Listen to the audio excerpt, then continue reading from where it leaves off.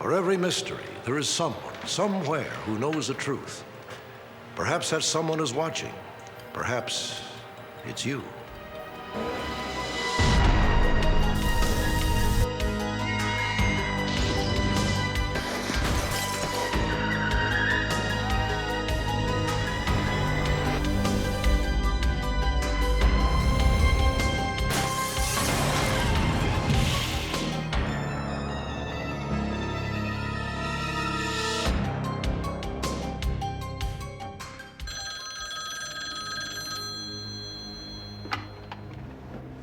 Hello.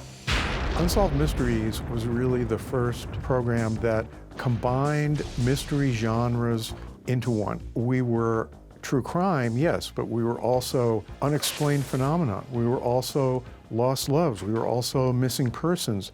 Unsolved was really unique, and there was really, at the time we were doing it, nothing like it on television. We were basically creating a new format. When the series started, I certainly didn't think that it was going to last as long as it did, and I don't think anybody thought it would. I think everybody kind of went maybe a year, maybe 2 years, and then that'll be it. And suddenly, Unsolved was a big hit.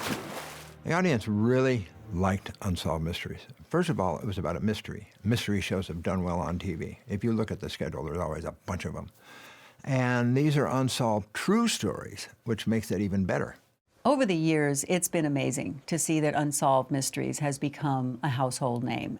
Before the series, you would hear people say, well, that's a mystery. But now, more often than not, I hear them say, well, that's an unsolved mystery. It was so unique. It was the first show of its kind that, really engaged the audience as part of the storytelling process. And it's what really fueled the success, because the fans would help solve the case, and then we would do updates, and they'd come back for more. The show was so talkable. Audiences would watch it that night, and then the next day they'd want to talk about what happened. So it just became really like water cooler TV. By the time we got to season 4, our ratings were really good. We were typically, certainly in the top 20 shows most weeks. Many weeks were in the top 10, and we really had momentum. I think what's interesting is that this show set the stage. It set a certain kind of standard and a certain trend in television. It changed the parameters, because at that time, people weren't doing shows like this. And it really, I think that's why people still like the show today, because it was unique, and it was kind of like, had its own style, and people really responded to that. You're making something out of nothing. Well, it's something to me. The thing that sparked Unsolved Mysteries as a series was really a series of specials that John and Terry had done for NBC called Missing Have You Seen This Person? People started to figure out, well, wait a second. We can do all sorts of stories that are mysteries that will fall under the umbrella of a show called Unsolved Mysteries. When we launched the weekly series in October of 1988, we had already produced 7 Unsolved Mysteries specials that NBC had put in different places all over their schedule. And they didn't give us any promotion. They didn't give us any publicity. We were just kind of being tested out, I think, because they wanted to see if the audience would be interested enough in the show to try and find us. The very first specials surprised the heck out of everybody, because they did really well. Every week, we'll be bringing you the most intriguing stories from across the country. I think when we went to series, people were really stunned. The whole Hollywood community, nobody had heard of us. They called up and said, Unsolved Mysteries, who are you guys? I really didn't know if the series would be a success or not. I wasn't sure if the audience would come back each week to see stories that didn't even have endings. These were unsolved cases. But then what we started to see was that the show actually created endings, and the audience was coming back to see what cases had been solved or if there were any updates for the cases. And it all just took off from there.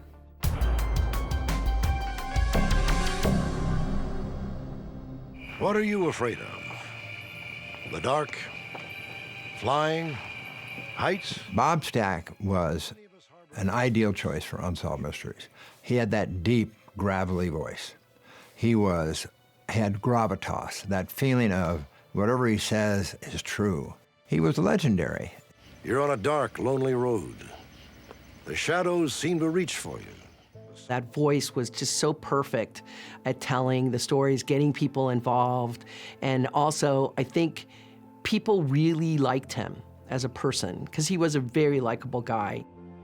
And he was a Hollywood icon. Join me on Wednesday for our next edition of Unsolved Mysteries. We shot a lot of his stand-ups on location, and oftentimes at night to make it creepier with the fog and the trench coat. Clear the umbrella. And sometimes it was cold and damp out, but he was a real trooper. He never complained once. Join me for this intriguing new mystery, as well as these fascinating cases. Please join me.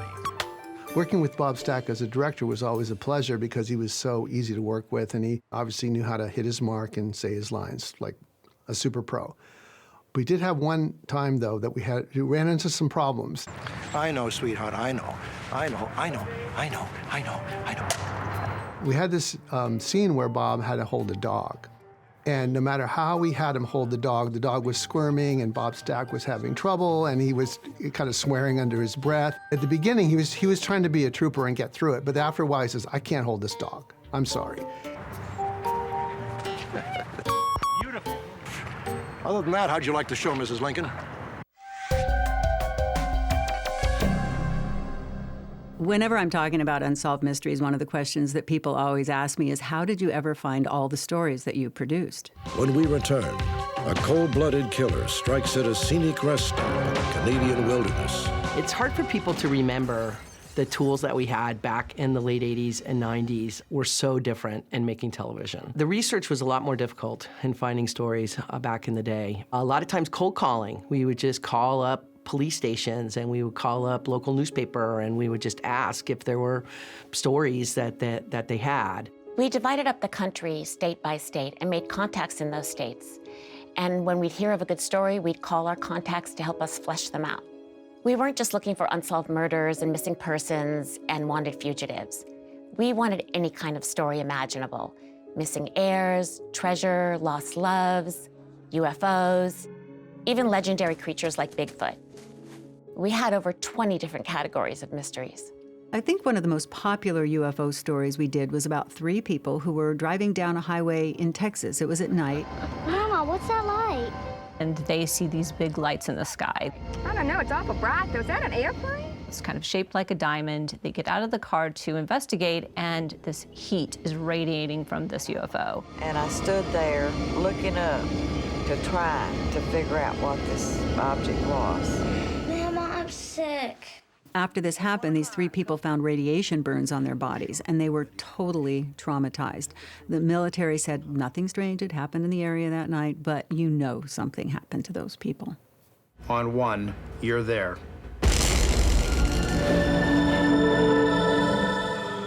One of my favorite stories was about a man who claimed he was reincarnated from a World War II submariner who had died during the war. I was in my bunk when the attack happened. The fact that he had all these details about what had happened on the submarine, down to what he was wearing, where he was in the submarine, and that we were able to fact check with the actual story of this man. With each session, more details emerged. Details that appeared to come from the life of James Edward Johnston. I still can't understand how someone, this is before the internet, could have such specific details and information about another person's life who they never knew, and they had died years before. You just cannot make this stuff up. Here, Joe. Found her buried in your front yard. Look at him, Joe. Back in the days before there was an internet, the way we would find stories was through a clipping service. And what they did was they sent newspapers to people all over the country whose job it was to go through those papers, local newspapers, find stories in the categories that we sent them, and literally cut those out of the newspaper and send them to us. And when you hit pay dirt, when you found a clipping with a great story, there was nothing like it. You would get goosebumps. One of the most dramatic stories that we did was the story of a young woman. Her name was Angela Hammond, who was abducted from a phone booth while she was talking to her fiancé. While we were talking on the phone, she mentioned to me about a truck circling around the block, an older model green Ford pickup truck. Pickup truck that keeps circling around the block. Do you recognize the truck? No. He's probably not from around here. Maybe he's just lost. I guess so. Anyway, do you still want to go to the lake this week? Angie remained unconcerned until the truck parked next to the phone booth. Rob, he's pulling up next to the phones. What's the driver look like? And she gave a description of the guy, and she gave a description of the truck. Mustache, beard, and glasses, and he's wearing overalls. Maybe I should come down there. Oh, Rob, no, I'm sure it's okay. And that's when I heard her scream on the phone. The fiancé's on the phone. He rushes to get to this parking lot, and he sees the truck driving away. His car breaks down, actually, and he watches his girlfriend being abducted and driving off, and she's never been found. We received a lot of tips for the Angela Hammond story because the fans really locked into this really unique clue, which was there was this fish decal on the back of the truck that the abductor had. And even to this day, they're still out there looking for her and the truck because the story's still unsolved. I think the audience really related to Angela's terror and to her fiancé's desperation to try and save her. It was a sad story. There were certain things that we learned to look for that would make a story really engaging and resonant for viewers. One of those things is twists and turns. So we would look for the unusual, we would look for the emotional, we would look for the relatable. Our viewers could really identify with the people in our stories because they were just like them. And so I think that was a really powerful part of the appeal of the show. The Whackers are quiet, unassuming people who tend to mind their own business. Bill? Hardly the type to draw the wrath of an unseen enemy. One of the more popular stories we did was about a married couple that was being absolutely terrorized by anonymous phone calls, threatening notes, and even violent attacks. And I think that what the viewers responded to in that story was the fear that this couple felt, knowing that they were being watched and never knowing when their assailant was going to strike again. As the show became more popular, we started getting huge piles of mail from viewers. Some of it was fan mail for Robert Stack, but a lot of the letters were from viewers wanting us to feature their stories. I actually think the majority of the stories we produced were submitted by Unsolved Mysteries viewers. 8 years ago, the mill town of East Millinocket, Maine was safe and secure. The last place you'd expect a brutal murder to occur. We did a story called Maine Petition, which took place in a small town. And it's one of those stories that we might not have done. It might not have come to the attention of the researchers if the people in the town hadn't sent in a petition. I think it was 6,000 signatures asking us to do this story. I saw Joyce, and she wasn't moving. Her body looked like it had been beaten. And that case was eventually solved. Joyce's killer was identified.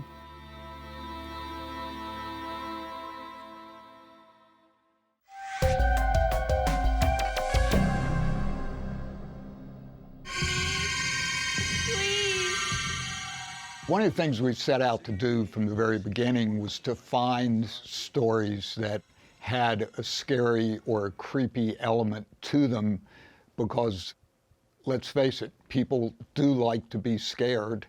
You're about to have the rare and disturbing opportunity to go inside the mind of an arsonist.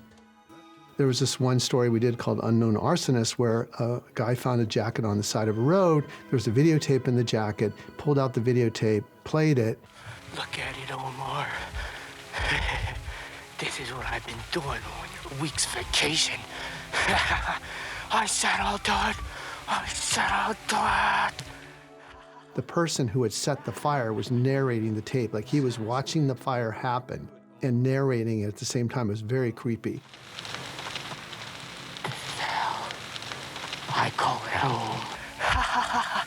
Once we aired the show, I think 1,000 tips came in, and the police ended up solving it, and it turned out to be 2 juveniles that had set like 25 other fires. I think one of the most incredible paranormal stories we produced was about a nurse by the name of Teresita Bassa.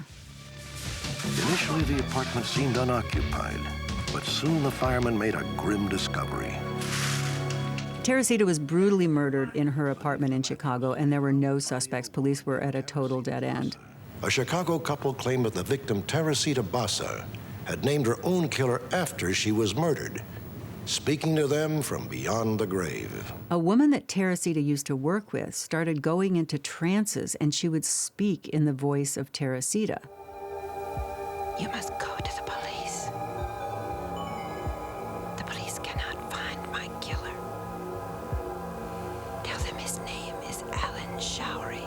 And she actually named Teresita's killer. And it turned out she was right. Alan Showery was his name, and he was arrested, and he was so freaked out by how police were able to track him down that he confessed to Teresita's murder in the courtroom.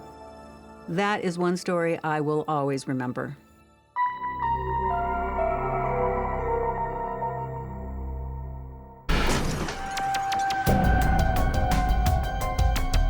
When you talk about Unsolved Mysteries, one of the key factors is the music. It scared the heck out of people. We get letters from people who say, it's been 30 years and I'm still scared by the Unsolved Mysteries music. It is a key part of the show because it sets up the atmosphere of weirdness and scariness. We love to go to scary movies, and Unsolved Mysteries was able to tap into that feeling. What's surprising to me is 35 years later, when people either hear Unsolved Mysteries, they go, oh my God, that theme song. Or if they hear the theme song, they go, oh my God, I remember that. You know, I remember climbing under the couch. That music scared me so much. I think that combination of that music and Robert Stack's voice were key elements on why the show was so popular. When we first produced the Unsolved Mysteries specials, John and I were on location all the time. But once the series began, we were just too busy to go out on the road. So all the series producers and the series directors got to go out, and they got to have all the fun, and they came home with some great stories about production. One of the best things of Unsolved Mysteries was that we shot on location in the places with the people that were involved in that mystery. And for some places, it was the first time they'd ever seen a TV film crew come into their town. And they would just, roll the red carpet out. We'd be on local news. I mean, it's kind of hysterical to think today with all the reality television. But those days, it was very unusual sometimes for places that we went to. And everybody could not have been more friendly, more helpful. And I think that helped a lot in solving a lot of the mysteries. Law enforcement agencies in the smaller towns were incredibly helpful. They'd give us helicopter support, and they would give us vehicles and actual officers for our recreations. I mean, they would close off highways for us, but it was always a little bit risky. I remember one shoot, we probably had the entire police department helping us recreate a crime scene, and we were just about to start shooting, and they got called to a real crime scene, and the crew was left just standing there with nothing to film. But they eventually came back, and we eventually got our scenes.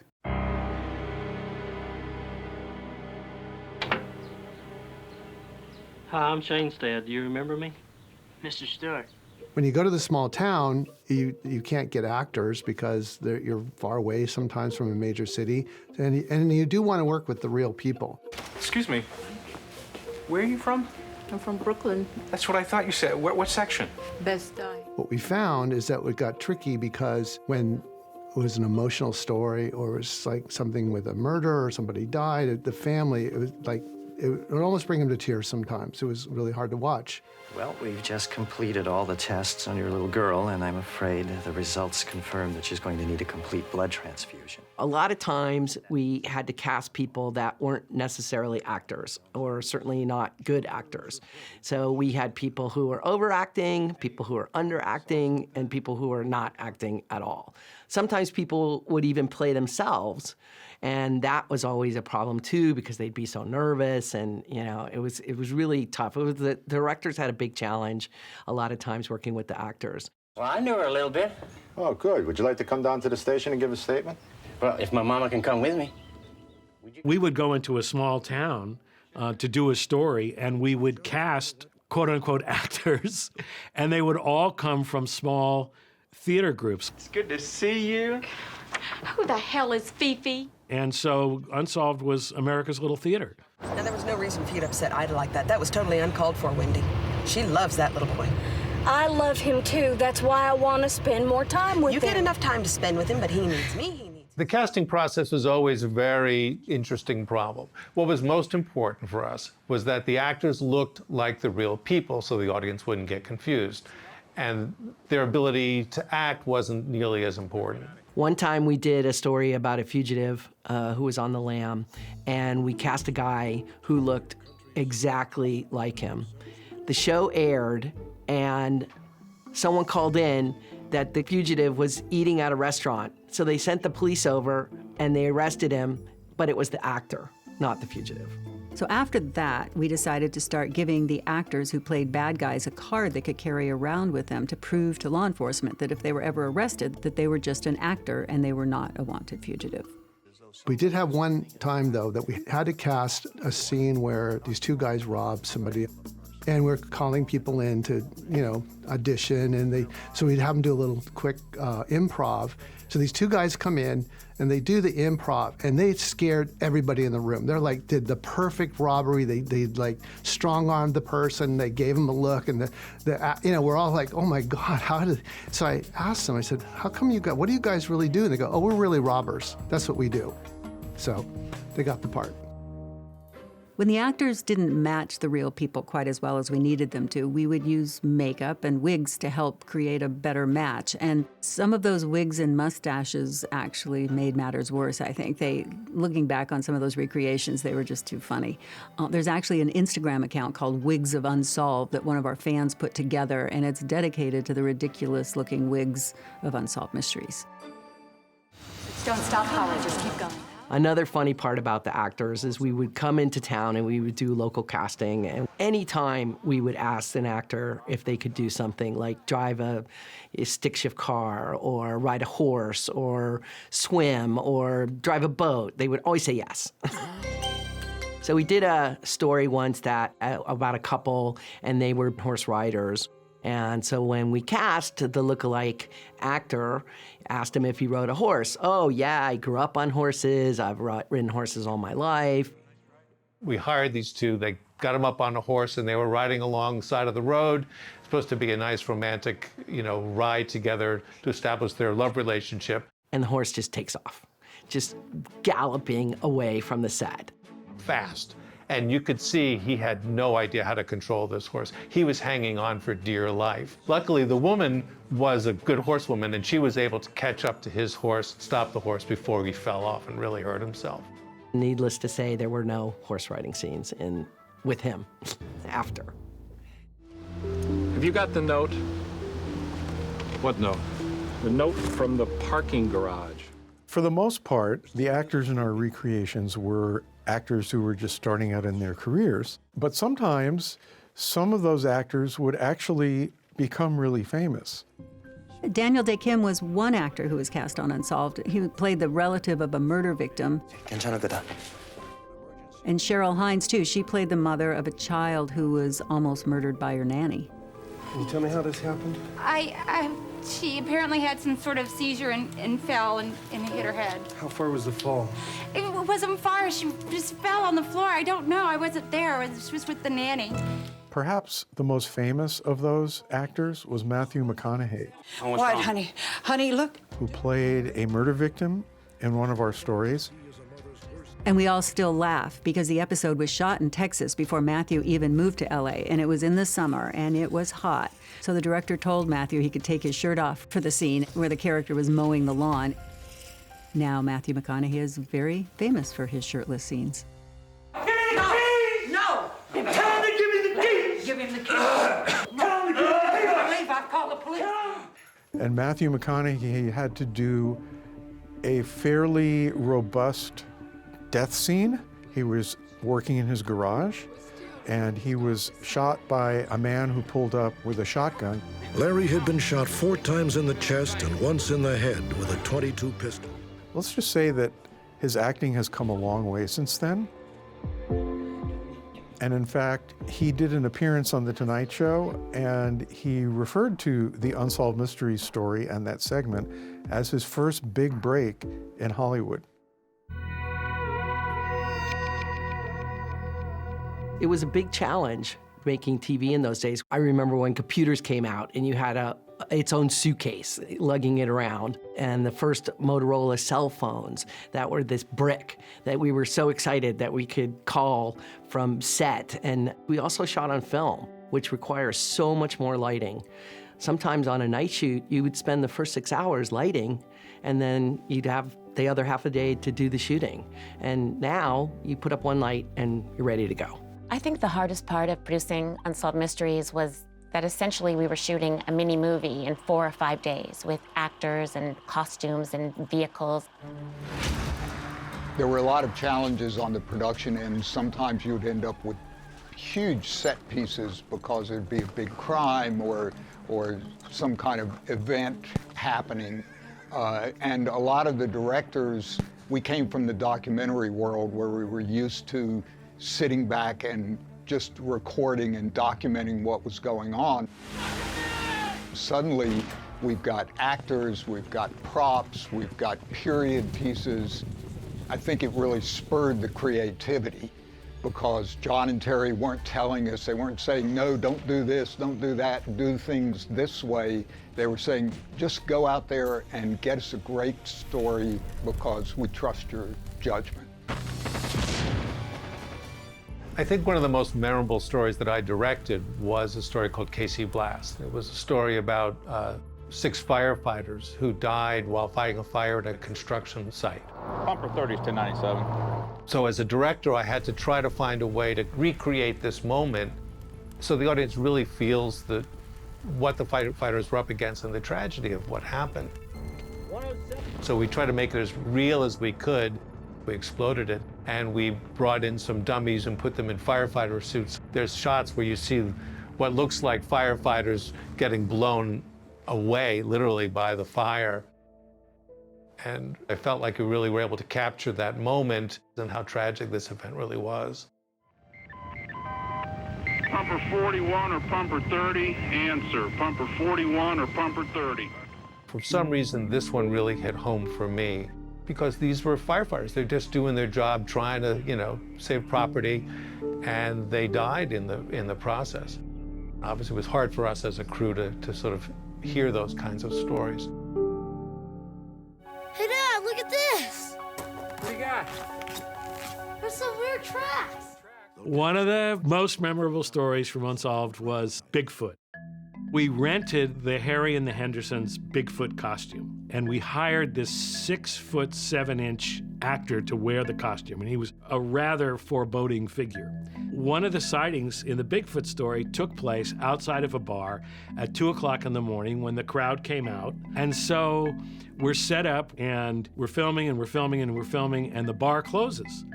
And a half a dozen patrons come out of the bar. Clearly, they'd been imbibing most of the evening, and the Bigfoot goes by. A couple of people scream, and one of the guys actually jumped off the curb and chased the Bigfoot, and the entire crew lost it. Everybody broke up because it was just hysterical. It was one of the best moments in the 14 years I worked for the show. On March 1st at exactly 7:27 p.m., tragedy struck the West End Baptist Church. There was a story we did called The Lucky Choir, and it was a story about a church that had an explosion, a gas heater went. All 10 to 12 people showed up late that day. So it blew up, and there was nobody inside the church. We found a little abandoned church in the state where this had happened, and they were going to let us blow it up. And so we hired a special effects fellow, and the director said, "Don't go too far. We don't want to rattle the windows in the neighborhood." And he completely overdid the amount of dynamite and explosives inside the church. Boom, boom. It was a huge explosion. It didn't rattle the windows. It broke windows for about 5 or 6 blocks all around. And also, not only did it explode, but all these pieces of wood started flying and hitting the huts, and the producer almost got stabbed by a piece of wood coming through. So I guess it was kind of a second miracle that nobody was injured. The story began with a violent storm on July 2nd, 1947. As a director, probably my best memory is the Roswell UFO story. We built a 2-scale replica of the flying saucer that someone claimed to have seen crashed in a gully in New Mexico. We created alien beings based on eyewitness accounts. That's really the first time that I felt like I was making a movie. One of the strangest stories that I ever directed was a story called Rain Boy. This guy was possessed, and he had the capacity to make it rain inside. If you're gonna have it rain inside, you have to have what's called a wet set, which means that you build the set at a 30-degree angle so all the water runs off into a trough that is then recovered. Hey, Bob, what's up? We ended up putting sprinklers off camera in the ceiling, and we just basically turned them on and off to create the effect. We had to waterproof the living room floor, walls, and furniture. And then after each take, quickly rush in and squeegee off the floors. In between every take, it was like 35 or 40 minutes for the second take. The actor's hair was wet. The actor's wardrobe was wet. We had industrial dryers to dry the soaked clothes, and our poor wardrobe supervisor really had her work cut out for her. It was a nightmare. This is your fault. You made it rain in the living room. You made it rain at Pam's place. This is all your fault. It's you, Dunn. You're the one that's doing this, and you have to make it stop. The pots and pans that were over the stove, they started rattling. That's when I got levitated off the floor. We used a hidden harness to levitate the actor and a bungee rig to slingshot him across the room. It wasn't like somebody taking your hand and pushing you. It was like feeling it all over your body. One of the weirdest things about Rain Boy was that on the morning we left, all the crew was on the same floor in the hotel. And there was 2 inches of water in everyone's room, including the hallway outside our room. I called the hotel manager, who said there wasn't a plumbing problem, and there was nothing to explain it. So whether or not it was a supernatural force that was instigated by the Rain Boy, who in fact we had interviewed during the show, I'll leave it to you. In a lot of stories, we also employed special effects for things like car crashes and stunts, and those were very real because those were created by real Hollywood stuntmen. Well, we got a story where this guy lived in a small town, and for some reason he jumped on an airplane to leave the town. What a story. I mean, we're like, okay, wait a minute. Now we're going to show this guy getting on a wing and the plane taking off with the guy on the wing, and how are we going to do that? We had to have a stunt pilot who could fly the plane. We had to find a stunt guy who would be willing to get on the wing. We made special rigging so the person could hang on the plane and you couldn't see it on the camera. I couldn't watch. I mean, I did watch, but I was like, I can't believe we're doing this. And we did pull it off. Nobody got hurt.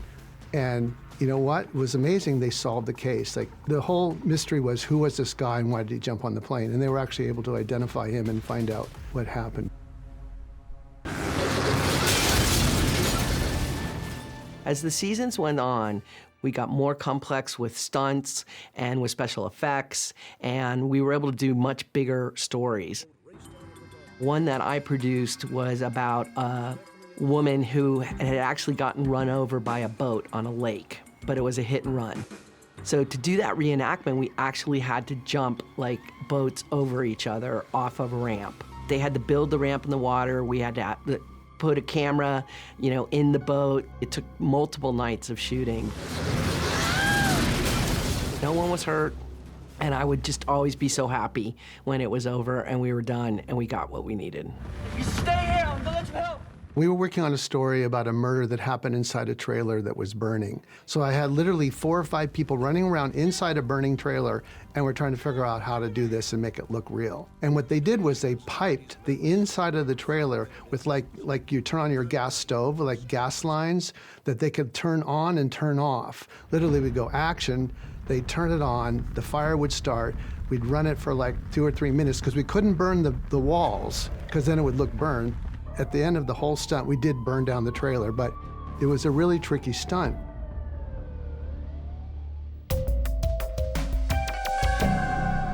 One of the great things about Unsolved Mysteries for the audience and also for us as producers is that we traveled all over the world. The most memorable international story that I directed was Mummy's Curse. We spent 2 nights in the Egyptian Museum. We were in the treasure room with all the treasures that Howard Carter had pulled out of the tomb. The life mask of Tutankhamun is likely the most iconic artifact ever created by the human race. It was really awesome. In Turkey, we searched for Noah's Ark, and we did The Miracle at Fatima in Portugal. We filmed a number of cases in Mexico, Nazca Lines in Peru, and in the South Pacific, we did a story about Amelia Earhart. What do you got, Wally? Amelia Earhart? What's this stuff doing here? One of the most interesting episodes I produced was about Anastasia. This was in the early 90s, and Russia had just opened up. Вы хотите говорить по-русски? Нет.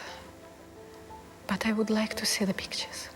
So the challenge of shooting in Russia was so complex. First of all, we only took a couple of Americans and hired everybody else locally. So that means everything had to be translated because very few Russians spoke English. And so the great riddle continues. Is the body of Grand Duchess Anastasia hidden in a shallow grave near the spot where the rest of her family was found? Or did Anastasia somehow survive the assassination, only to emerge years later as the eccentric Anna Anderson? They were trying to prove that Anastasia wasn't in the grave. And there was a number of women who had claimed to be Anastasia, and she was still alive.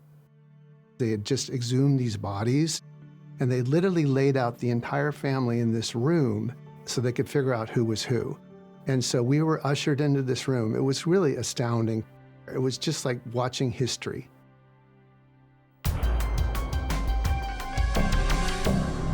I think everyone who worked on the show and all the viewers probably have their own favorite Unsolved Mysteries case from the show.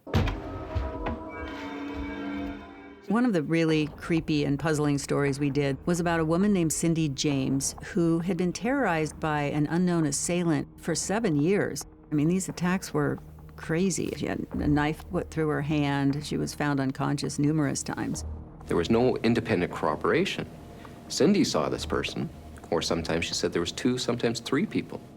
And she was eventually found dead in the yard of an abandoned house. But then it turned out that there was a chance she had dissociative identity disorder, and one of her identities was actually the source of the attacks. Why are you doing this to me? Then the theory became that one of her personalities had ultimately killed her. So the question was, did she really have an unknown assailant? I've got a young lad here who went to Spirit very... We did an episode about a psychic artist. During the past 4 decades, Carl Polge has drawn more than 100,000 eerie portraits. She would go to big groups of people and she would touch the person's hand, and then just with a pad and a pencil, she would sketch a portrait of someone that had gone beyond, but that was related somehow to the person. And I honestly don't quite know how I do it. I just sense them. Also, there is an element of what we call automatic control, as if somebody takes over my hand and gives me a certain amount of help in getting the drawings accurate. After we finished the episode, I asked if she could do a portrait for me. So she did one. It was an older lady. I didn't recognize it. She was a little frustrated, so she said, let me do another one. Did another one, older man, didn't recognize him. But I took the sketches with me, and I went home, and my mom said, those are my grandparents. And she went and got photos of my great-grandparents, who I had never met and didn't know what they looked like. And the pictures that she showed me were so close to the sketches, they ended up using them in the episode, against a photograph of the real people. Morning coffee at Kay and Mike Fletcher's hardly ranked as an unsolved mystery until the peculiar events of February 11th, 1996. It happened just after 9 a.m. One of the creepiest stories that we ever did was about a phenomenon called spontaneous human combustion. When a perfectly normal person bursts into flame without warning and without apparent cause. One of the challenges in that story was the recreation, because we had to literally set somebody on fire. So how do you do that? Well, we used something called a fire suit, which a stunt person would put on, and the fire suit was coated with a flammable gel that you could actually set on fire. One of the things that happened is when we aired the story, we would get calls at our phone center from viewers who were scared that that was going to happen to them. After crushing Capone in Chicago, Elliot Ness became one of the most respected lawmen in the country. One story we produced was about the real Elliot Ness. It was about the only case that he'd never solved, and Bob loved doing that story. That was one of his favorites. Tonight's episode, The Waxy Gordon Story, starring Robert Stack as Elliot Ness. In the early 60s, Bob played the role of Elliot Ness in The Untouchables, and I think he really identified with Ness as a crime fighter. Looks like Waxy's got his eye on New Jersey now. And he brought sort of the gravitas of Elliot Ness to his role as a host of Unsolved Mysteries. He really loved this show. He loved being involved in it. He loved the mysteries. He always wanted to know what was the backstory. He was a big proponent of the show and a big champion of the show.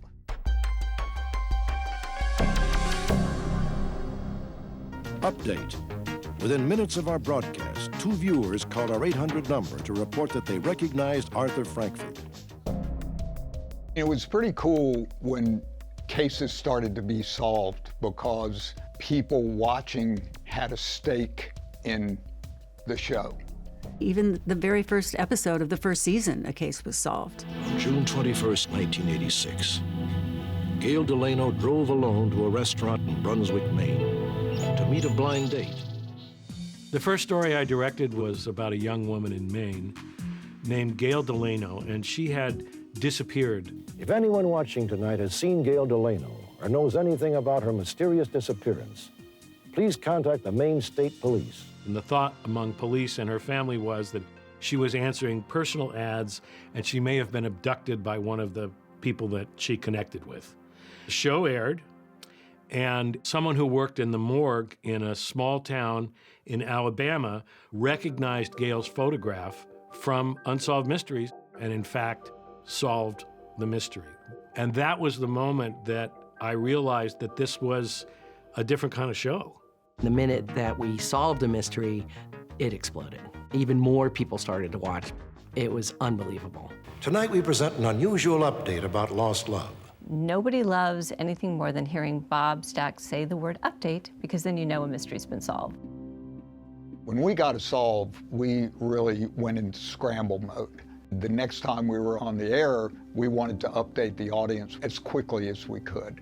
We sent crews out to do interviews and to get footage, and we may have had a show that was all ready to go, and suddenly we're rearranging everything because we need to free up 5 minutes of time.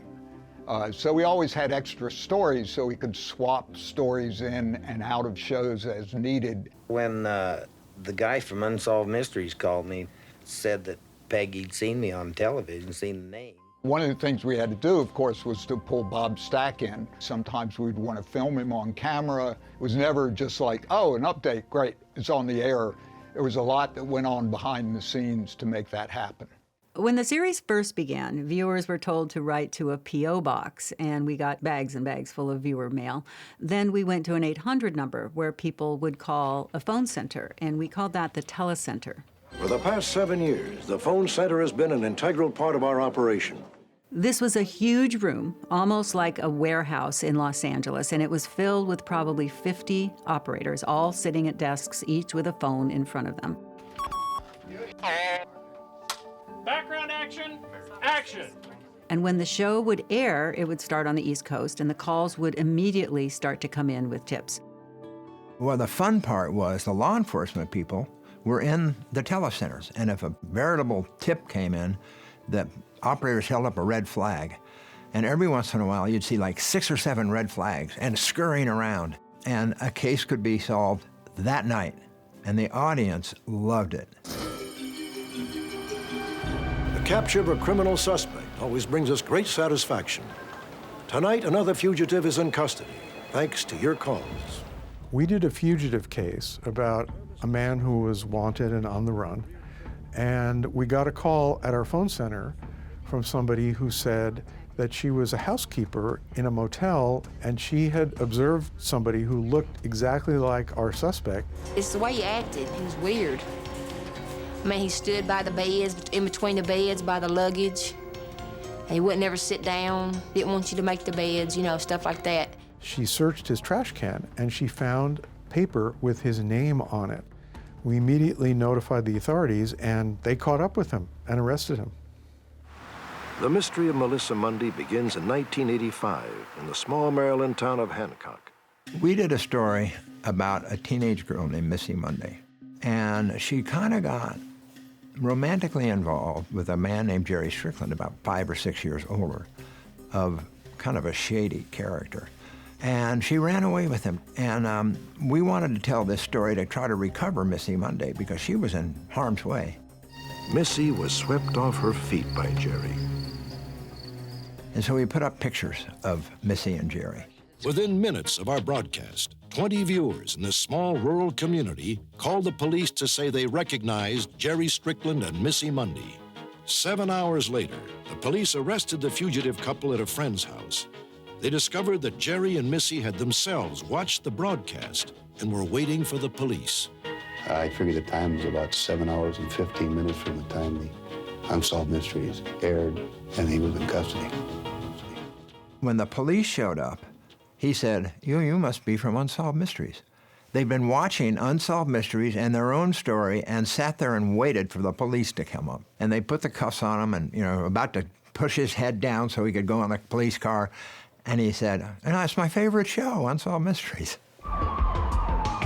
Some of the arrests were really quite dramatic. There was one fugitive named Dennis Depew who was wanted for killing his wife, and he led police on a 15-mile high-speed chase.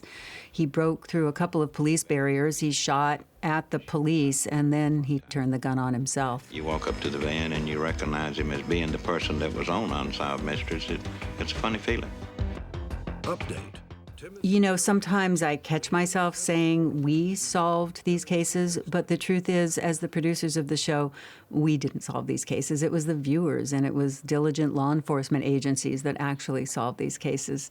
It's hard to believe, but over 600 of all the cases we ever produced have been solved, and 180 were wanted fugitives who were brought to justice, and that's something we're very proud of. One of the most satisfying kinds of stories to do for us was what we called lost loves, where somebody was looking to find someone who had been really important in their life. These were stories of families torn apart by adoption or maybe a war. Sometimes people who just wanted to say thank you to someone who had had an impact on their lives. More often than not, we would solve those stories. And when we did, we would put together a reunion and be able to film the first time that those people saw each other in sometimes decades. And those were very emotional, very live and caught on tape, so to speak, really authentic. And the emotions were amazing. It wasn't emotional just for them, it was emotional for our crew, emotional for our viewers, emotional for our producers. The tears were flowing freely everywhere. For mother and daughter, it was an emotional end to 26 years of painful separation. I think one of the most emotional cases for me that was solved was one that we called a final appeal story. July 9th, 1989, St. Louis, Missouri. Patty Stallings rushed her critically ill son to the hospital. It was about a woman named Patty Stallings who was accused of poisoning her 5-month-old son with antifreeze. But there was strong evidence that she had not killed her baby. And as a mother myself, it was just devastating to me to think that this woman could spend the rest of her life in prison knowing that she had not killed her child. On the night this story aired, calls from physicians familiar with MMA poured into our telecenter. Patty Stallings' new attorneys petitioned the court to grant her another trial based on the fact that she had previously received ineffectual counsel. On July 30th, 1991, Patty Stallings was granted a new trial and released from prison. After the Unsolved Mysteries aired, people were writing and calling and just wanting to know, how can we help? And I can't thank those people enough because, I mean, through all of that, wheels started turning and everything just started pushing forward really fast. Medical experts and prosecutors took another look, and it was determined that Patty's son had died from a rare genetic disease, and she was released from prison. Unfortunately, we can't undo the suffering that the Stallings have endured during this entire ordeal.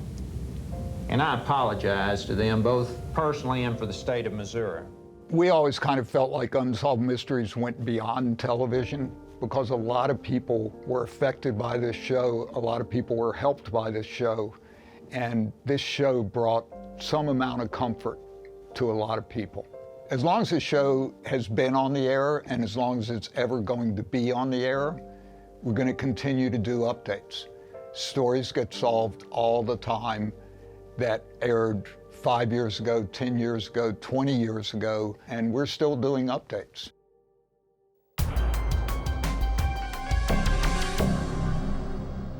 What's your behind the music? What's your unsolved mystery? What's your E-True Hollywood story?